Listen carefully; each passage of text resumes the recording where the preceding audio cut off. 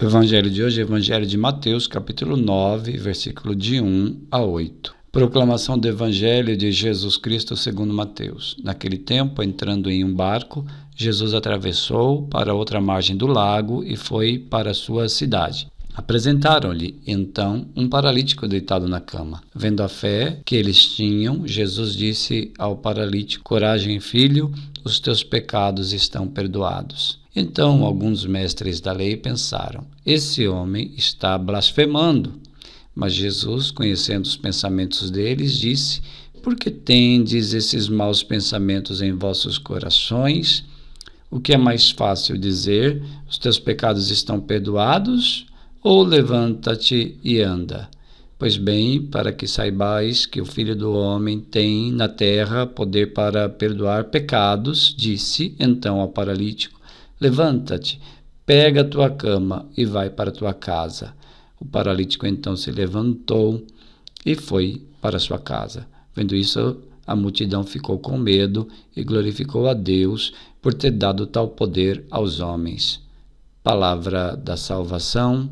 Comentário ao Evangelho. Nesse trecho que nós vemos da cura de um paralítico, nós vemos que Jesus não diz imediatamente para esse paralítico ser curado, ou então Jesus poderia ter dito: levanta-te e caminha.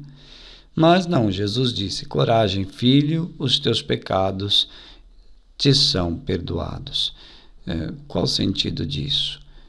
Jesus está dando um perdão. Para o paralítico, o seu perdão é oferta de salvação, da comunhão com Deus. Com isso, Jesus está mostrando a urgência de, em primeiro lugar, alcançar a cura do coração, a cura interior, a conversão interior, antes de alcançar a cura física. A cura física deve ser secundária em relação à primeira cura que nós devemos alcançar, que é a cura do coração.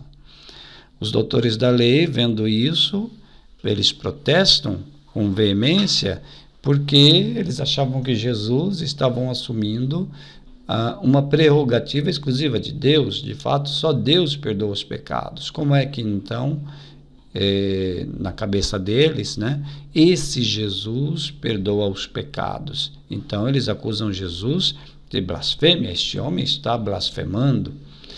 Jesus não discute com esses doutores da lei. Jesus, ele veio para redimir os pecadores. Por isso, ele perdoa o paralítico, mas também cura o paralítico em seu corpo.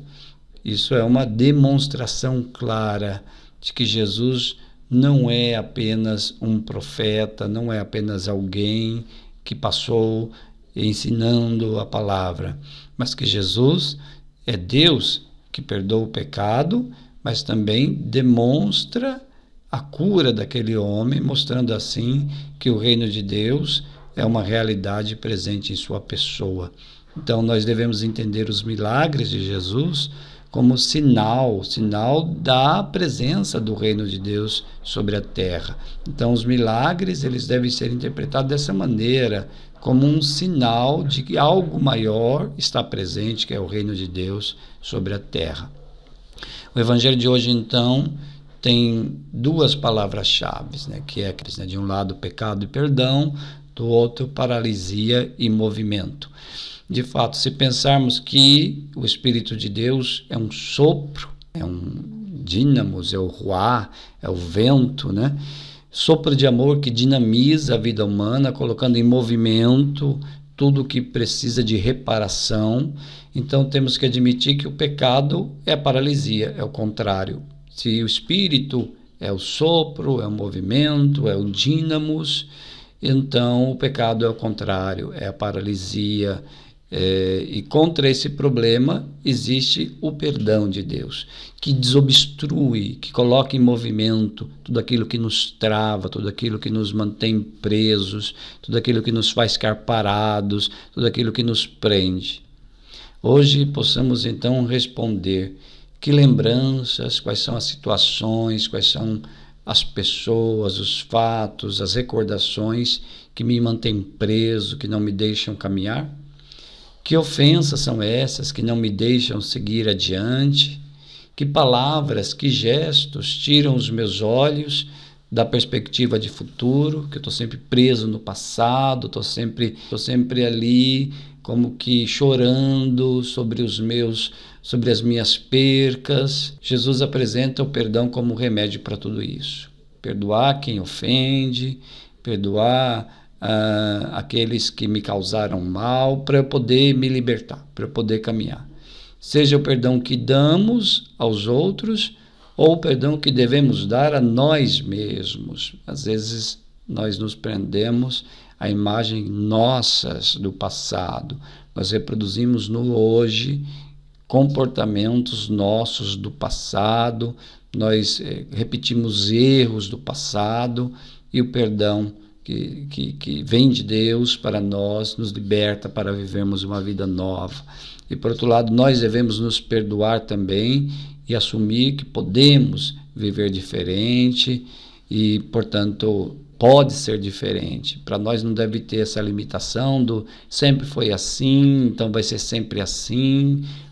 O fulano não muda, então também eu não vou mudar.